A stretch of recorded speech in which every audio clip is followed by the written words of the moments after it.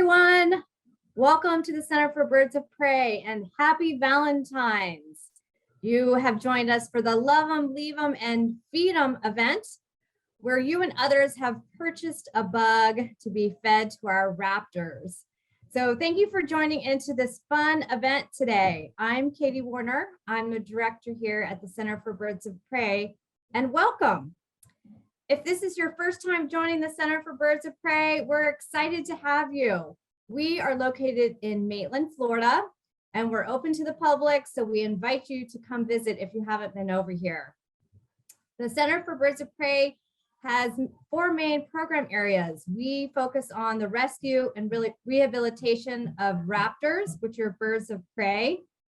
We have education programs based out of here, a youth leadership initiative, and Audubon Eagle Watch. It is a citizen science program where we have volunteers all over the state monitoring our bald eagles. So the center started in 1979 due to a need to protect Florida's birds of prey, specifically bald eagles at that time. So we continue to meet that mission today, and we treat over 700 injured and orphan birds that come through our facility. We are part of the statewide Audubon Florida Conservation Organization, where we're dedicated to protection of land, water, and wildlife.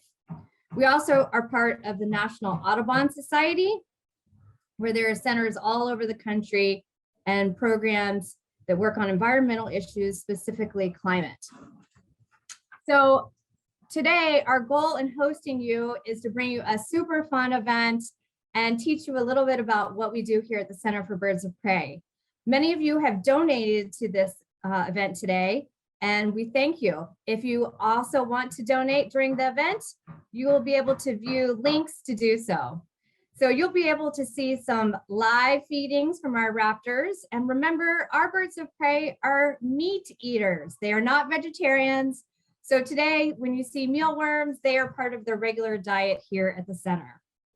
As I said before, our facility treats over 700 injured and orphan birds that come through us from a variety of injuries. So you'll learn about some of that today. And we invite you to learn more about what we're doing here, not only at today's event, but throughout the year. So you'll get to, thank you again, sorry, for those who have donated, and you'll get to see your bug that you purchased for someone you love or someone you loathe. One of our biggest costs here at the center is actually food. So today you may see mealworms fed, but we have to support 48 raptor residents as well as our clinical programs throughout the year. So we thank you for helping us meet these goals. So with that, we invite you to have some fun today, donate if you'd like, and our non-traditional Valentine's event, Love 'em, Leave 'em, or Feed 'em. Hi there, everyone. My name is Laura Von Mudius, and I am the education manager here at the Audubon Center for Birds of Prey. Like Katie mentioned, birds of prey are carnivores. It's one of the things that make them a bird of prey, along with catching their food with their talons and having a curved beak. So here at our center, we only deal with birds of prey. And of course, they are those carnivore meat eaters. So we serve them a ton of different food. A lot of them enjoy rats, mice, chicken, and fish. And most of our food does come to our center frozen, and then we thaw it out for what we need. In the clinic, sometimes there's only a few birds, and then other times of year in our raptor rehab clinic, there is dozens of birds. So by getting the food in frozen, it does make it easy to thaw out just what we need. And then, like you'll see today, we do also raise mealworms right here on site to be able to give to some of our small raptors. So for the mealworms, again, we raise them here. So they actually start as a tiny little egg. They're tiny little white eggs. They're microscopic, really hard to see. And when they hatch out of their egg, it's anywhere up to about 19 days, but it's sometimes as few as about 5. And they will hatch when the environment is correct for them. So the right temperature, the right moisture is when those eggs will hatch. And from that point, they will be a larval form of a mealworm. So I actually brought one to show you today. This is what we actually call a mealworm, this little bug here. So that is a larval form of the mealworm, which is actually the darkling beetle. So these little mealworms are what we raise here at the center and feed out to a lot of our birds. So once the mealworms at this stage, again, it's the larval stage of the insect, it will go into a pupa. Again, you might probably know this if you follow butterflies, for example, going into their chrysalis. So same with the mealworms. They actually kind of shrink their bodies down into this little pupa. And you can actually see, even though he's in his pupa, he's still moving a little bit, wriggling around in there. And then when they hatch out of their pupa, they are a darkling beetle. So I brought one of those along too. So this is a darkling beetle, falling off my hand here on my keyboard. So they are these little beetles here, and there is thousands of types of darkling beetles, and all of their larval forms are called mealworms. So it can get very confusing.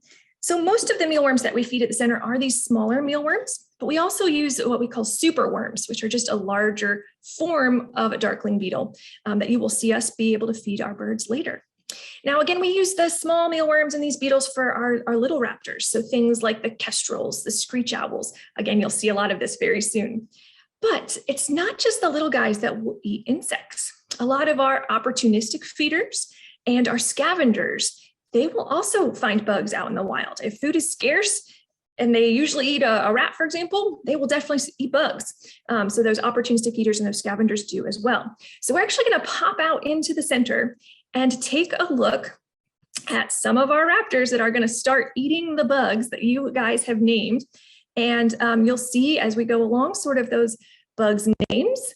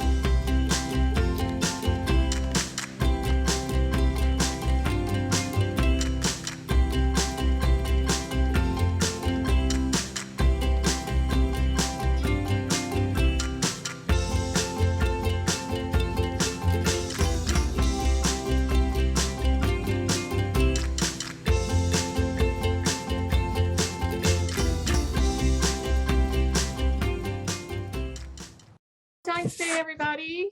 My name's Maggie. I'm one of the volunteers here at Audubon Center, and I have my Valentine with me here today. This is Gretel, and he is one of our Swallowtail Kite Education Ambassadors. Gretel is turning 4 years old this year, and he came to us in 2018 after he had been found under his nest. He was rescued by a homeowner that found him there, and they took him to another rehab center who then transferred him here to us. So we checked him over. We couldn't really see anything particular wrong with him, but what we did determine was that he had been imprinted by being with humans too young. So when the first 2 or 3 weeks of life for any animal, any species, it's really important that you're with your parents so that you learn what you are and what you eat and how you call and all those different things. And he missed out on that lesson. So once that imprinting happens, it's not something that can be reversed. So he's going to be a permanent part of our family. He is about 2 feet tall from the tip of his beak to the tip of his tail, and he weighs just under a pound. He has some beautiful long pointed wings and a beautiful kite-like tail that's just like a children's toy that you would see flying in the air. He's kind of molted his, and he's growing his back right now, getting ready for that. So he eats mostly insects. That's why this is a popular event for him here today. They also will grab and eat those insects on the fly while they're in the air. They'll also swoop in the tops of trees and maybe grab, small snakes or small birds or amphibians, frogs, that's the word I'm looking for. And he also swoops to drink on the top of the water. He can like skim across the water to get his drink as he needs. Let's see what else. These birds have an amazing migration. They spend in Florida here the spring and the summer, and where they do their nesting and raise their babies. And then they spend a few weeks fattening up at the end of summer, getting ready. And then these beautiful birds migrate all the way down to South America. They're going to end up in the Amazon basin.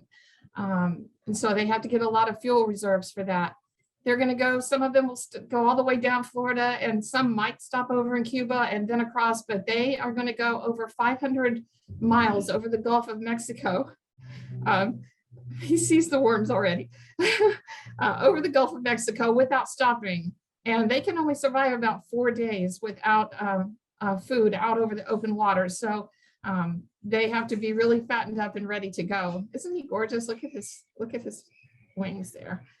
All right. An interesting thing that we have been able to follow these birds and know where they go is that there is a group called the Avian Research Conservation Institute, and they have tracked some of these with a GPS tracker. So we've been able to follow their migration down and their migration back. Last year, I believe they followed 11 kites. I haven't checked the website lately, but you can look that up on Google. It's important to get this information about where they go because we're going to use it to guide forest management. Kites are at risk of being threatened and endangered without helping with conservation action. And that's where you come in. One of the greatest dangers they have is loss of habitat and the use of pesticides. So the things that we use in our yards, the pesticides will affect the insects they eat, and the fertilizers will run off into the lakes and that's where the birds drink. So keeping our ecosystem in our yards natural and healthy makes all the difference for these birds. So he spied his worms, and I'm gonna call out some names here. They make a fun clee clee clee sound. I don't know if he'll do it or not. What do you think? Huh? Okay, well, that was Jesse. And that's for Anna. That's for Wickham. Is that good? Okay, this is Chris. This one is called the Haters. Okay, the worms are slippery. He loves these. This is for Todd, wherever you may be, Todd. All right, and we don't want to leave out Kitty. And last but not least, this is an interesting one. This is for Snickers. Good job, Gretel. All right. Thanks, everybody. Have any questions? We ask for questions now or just move on? Okay. I don't. Where were they? In the chat.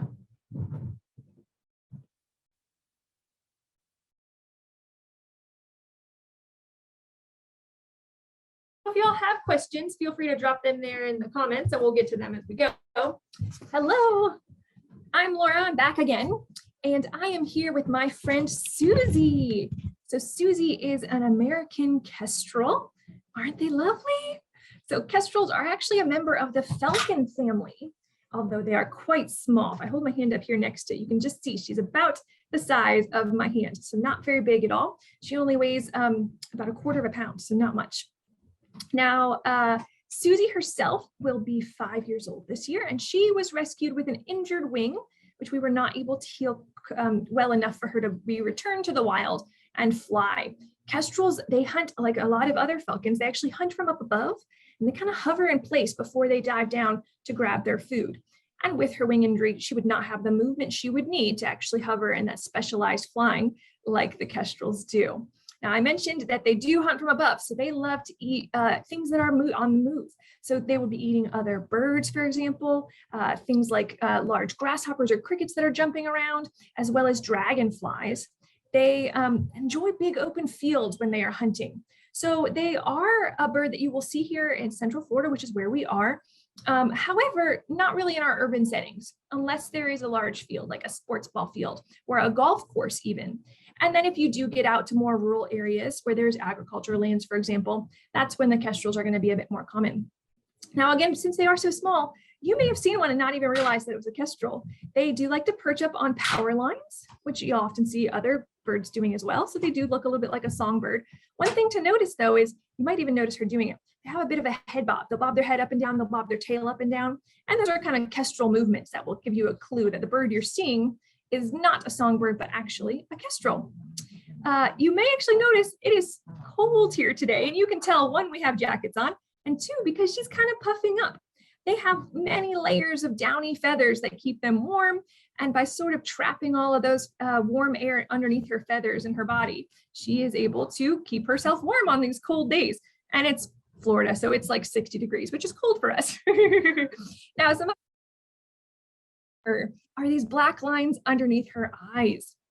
Those are called mylar lines, and they work the same way they do on a cheetah's face, for example, or a sports ball player that will put the black lines underneath their eyes to help reduce the glare when they are hunting. Now, we do know that Susie is a female because of her coloration. Most raptors, you cannot tell male and female apart just by looking at them, but these guys are dimorphic. So she is a female, she's got some speckles down her chest, her back is brown with black striping, kind of blends right into a tree, great bark sort of texture going on. And if she was a male, her wings would actually be, instead of brown with black, it'd be a slate gray color, sort of matching the top of her head. So let's see if Susie wants to eat some of your mealworms. Let me get my names here ready. Perfect. So this first one here, this is again a super worm for Sue. She's ready. So that first worm, we're gonna name that one June. Ooh, she's making some noises at us. You ready for another one? All right. So this is Carrie.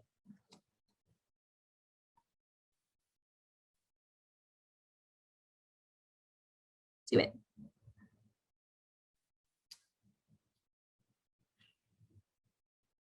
All right, now we have Peter.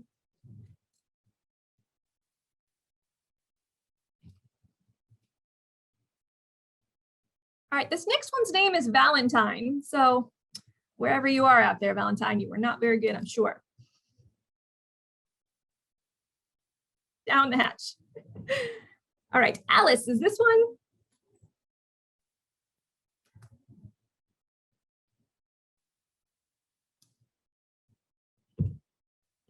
Stacy?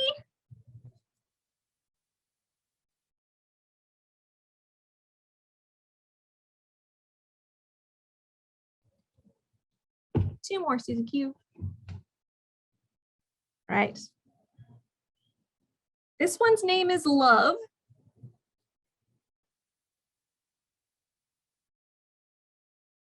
Turn around.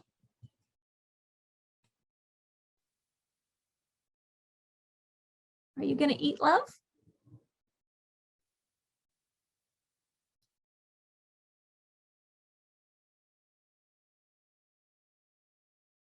No?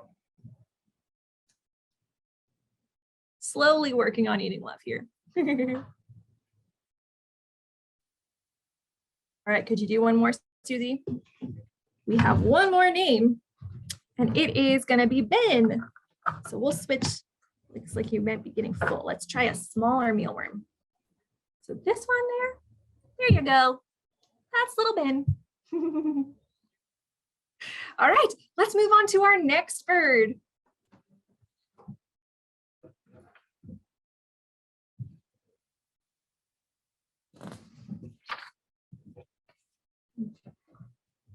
Hi everyone, I'm Danielle, and this is Sanford. He is a eastern screech owl, and you might think he's a baby because he's very tiny, but he's actually fully grown at 10 years old, and they are the smallest owl in Florida. They like to live in the cavities of oak trees, and they come in 3 different color morphs or phases in Florida. So you'll see gray ones, brown ones, and then red ones like Sanford. They are very well camouflaged to the trees and their habitat around them. Their habitat consists of woodlands, but they can also thrive in urban settings. So you may be able to observe some near your house, and you can even get a nesting box for them to nest in so that you can observe them even better. They nest and have their eggs in March, and they will just live in that tree cavity and raise their babies. The female and male both help raise the babies and supply food to them. They are nocturnal, so you may see them around dusk, like right before bed, and they will hunt all night using their excellent hearing and sight. They are, Sanford here came to the center in 2011 as a tiny little baby, and they're actually about the size of cotton balls when they are babies. So he came here when he was really very tiny, and he had a fractured right humerus. So it did not heal well enough for him to be able to survive in the wild. So that is why he is here as an education bird at our center. So here are the names that we are going to feed Sanford. So this first one is Ford. And they will actually make that trilling sound. They are called screech owls, but they do not screech. They just make a little trilling or whinnying sound.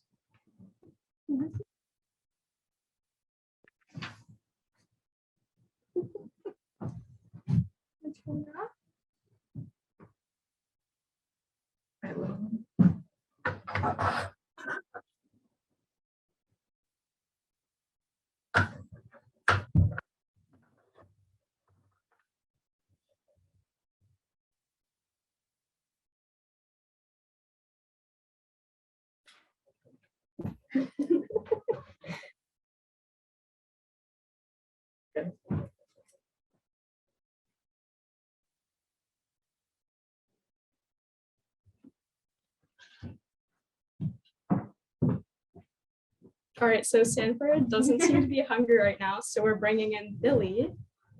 Billy is another eastern screech owl, and she is the gray color morph.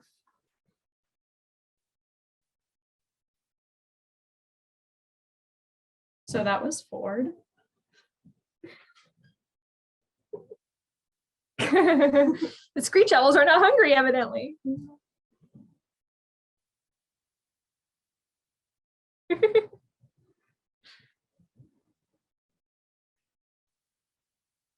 We can give Billy a second here, but you can probably actually notice, even from the way she's turning, Billy only has one eye. She was rescued as a baby with 2 eyes, but double eye infections. And one was, we were able to get healthy enough, and the other, the vet decided to surgically remove. Let's try another one. Okay, so this one is Sean. Would you like to eat, Sean?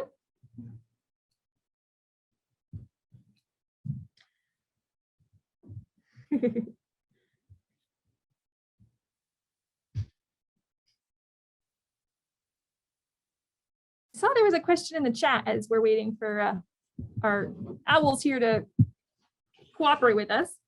And it was, are we afraid if the birds are going to bite our fingers? And no, we're not afraid of that. These guys have been around since they were babies and fed mealworms like this. So we are not too worried. Plus, for a bird of prey, their business end, if you will, is those talons. And you can notice we actually are wearing gloves when we handle them, just to make sure that we are protected that way. Let's try another one. This one is Donna. Donna.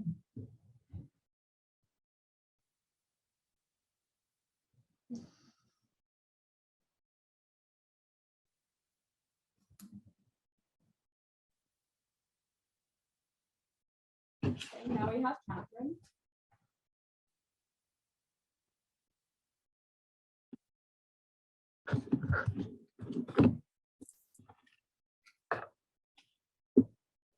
This one is social media.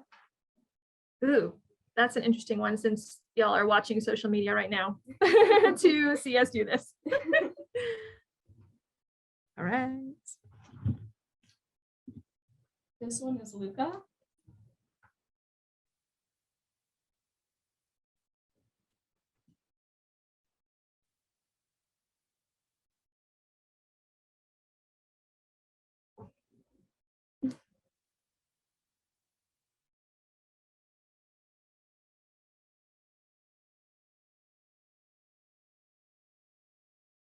Now we have Lorenzo.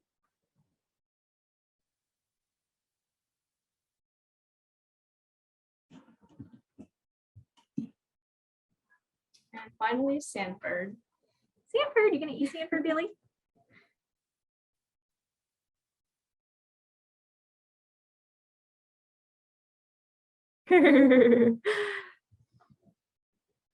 So Sanford is actually one of our screech owls that helps raise our orphaned baby eastern screech owls and acts as a foster dad. So he was actually a foster dad for Billy. So maybe that's why she doesn't want to eat the one named Sanford.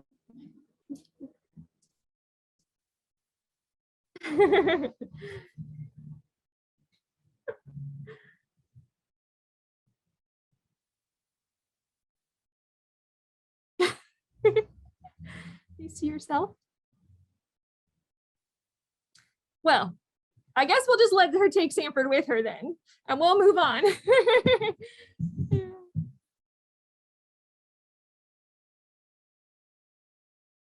So thank you, everybody. I hope you enjoyed seeing our raptors get to eat some mealworms. And remember, we did this also as enrichment. We always provide different activities for our birds to do here at the Center for Birds of Prey to keep them engaged, and feeding them mealworms and doing events like that is part of that process. So we're happy to answer any questions. If you would like to drop them in the chat, we have a few seconds. We'd be happy to answer any additional thoughts or comments, and hope that you enjoyed Love 'em, Leave 'em, or Freedom. Remember, you can attract birds like this to your yard. Certainly with the screech owls, you can hang a nest box up and create a place for them to go and raise their young. You can also do wonderful things in your backyard to plant native plants, provide food and shelter to attract not only birds of prey, but certainly songbirds and other types of birds. Florida is a wonderful place to be able to get out and increase your bird watching skills. We invite you to continue to be involved with the Center for Birds of Prey. We do have another special event coming up in March. It's called Wind Beneath Our Wings, and it's the center's annual largest fundraiser that we host, and we'll be hosting that online. So check Facebook and our website, and the links will be dropped to get more information about that event. And we certainly hope that you will be involved. We'll have some fun interactive activities as well as a keynote speaker. Remember, the center is open. We're open Tuesdays through Sundays, 10 a.m. to 4 p.m. So we invite you to come visit us in person. So let me check one more time to see if there's any additional questions in the chat. And someone wanted to ask if UFTA got any special Valentine's Day treats today. I'm not sure, but UFTA always gets special treats, so we'll be sure to give her some special things today. So with that, we just thank you again for joining us. Remember to donate if you'd like to this event and other activities. All the funds that raised today help go to feed our raptors that you got to meet today. And so we just thank you. Have a great Valentine's Day, everyone. Bye.